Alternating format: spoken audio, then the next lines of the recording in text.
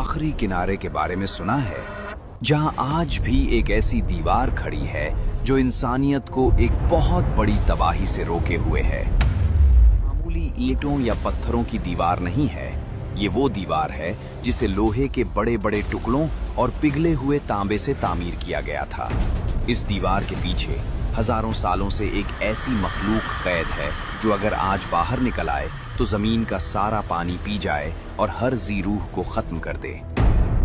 आज की जदीद टेक्नोलॉजी, सैटेलाइट्स और रेडार्स के बावजूद ये दीवार इंसानी आंख से ओझल है। ये कहां है, इसे किसने बनाया और इसके टूटने का वक्त क्या है?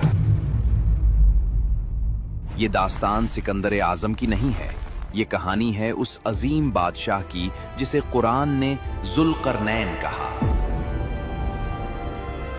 वो मुसाफिर जिसने सूरज के डूबने और निकलने की जगहों को अपनी आंखों से देखा और जिसने लोहे और आग का इस्तेमाल करके तारीख का सबसे बड़ा कैद खाना तामीर किया। तारीख में कई बादशाह गुजरे हैं जिन्होंने दुनिया फतह की, मगर जुल्करनैन जैसा कोई न था। अल्लाह ने सूरह कहफ में उनका जिक्र एक ऐसे हुक्मरान के तौर पर किया है जिसे जमीन पर हर तरह के असबाब और ताकत अता की गई थी। उनका सफर किसी तख्त, ताज या हीरे जवाहरात के लिए नहीं था, बल्कि जमीन पर अदल और इंसाफ कायम करने के लिए था। कुरान बताता है कि वो पहले मगरिब की तरफ गए, यहाँ तक कि उस आखिरी हद पर पहुंचे जहां जमीन खत्म होती थी और समंदर शुरू होता था। वहां उन्होंने सूरज को एक सियाह कीचड़ वाले चश्मे में डूबते हुए देखा।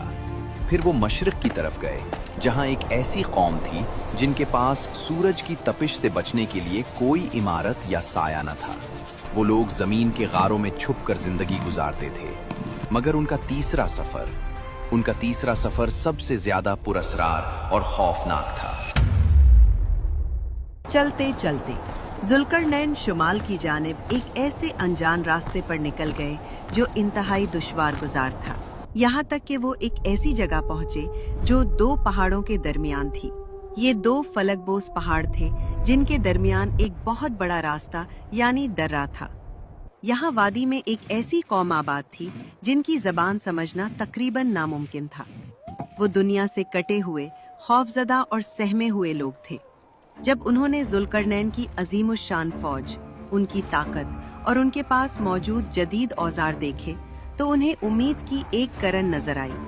उन्होंने अपनी टूटी फूटी जबान और इशारों में जुल्करनैन को समझाया कि इन पहाड़ों के उस पार कोई इंसान नहीं बल्कि एक आफत बस्ती है, याजूज और माजूज।